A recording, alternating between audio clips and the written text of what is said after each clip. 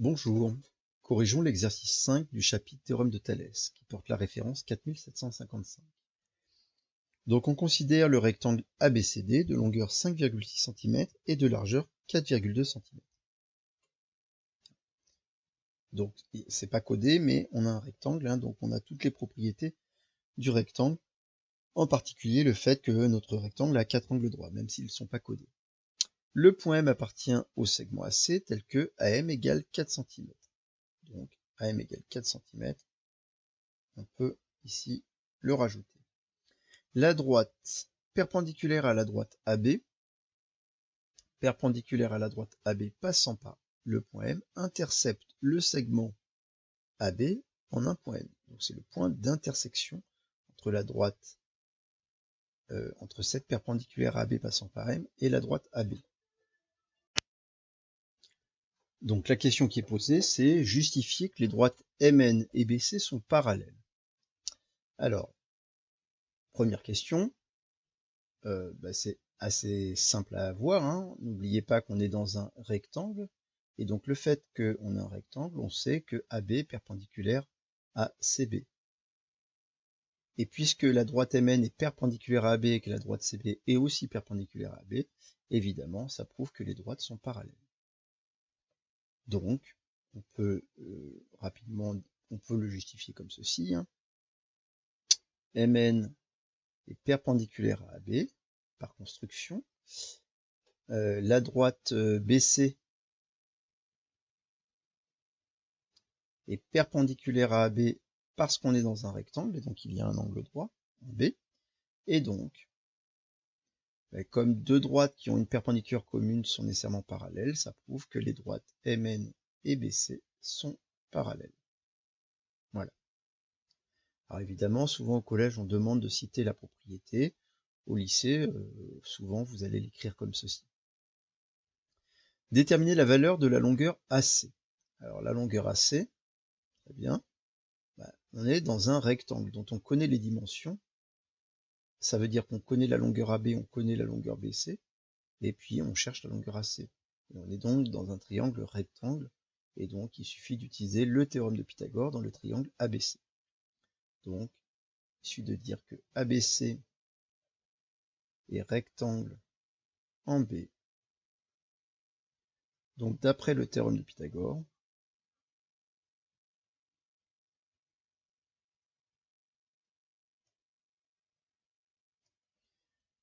donc c'est AC au carré, qui est égal à AB au carré plus BC au carré. Donc ça nous donne AB au carré, c'est égal à 5,6 au carré. AC au carré, 4,2 au carré. Ce qui nous donne 31,36 plus 17,64. Et donc, cela fait 49. Si AC au carré est égal à 49, on peut en déduire que AC, c'est la racine carrée de 49, c'est-à-dire c'est égal à 7 cm. Bien, donc on peut, cette diagonale-là, AC est égale à 7. Déterminer maintenant la valeur de la longueur AN. Alors la longueur AN, c'est donc cette petite longueur-là.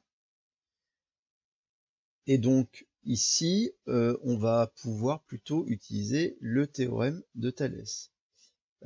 Pourquoi? Parce que on connaît AM, on connaît AC, on vient de calculer, on cherche AN et on connaît AB.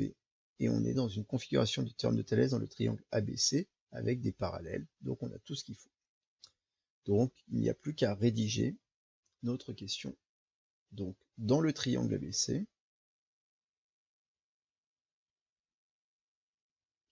alors qu'est-ce qu'on a? On sait que M appartient à la droite AC, on a aussi N qui appartient à la droite AB, et on a Mn qui est parallèle à BC. Donc on peut utiliser le théorème de Thalès. D'après le théorème de Thalès,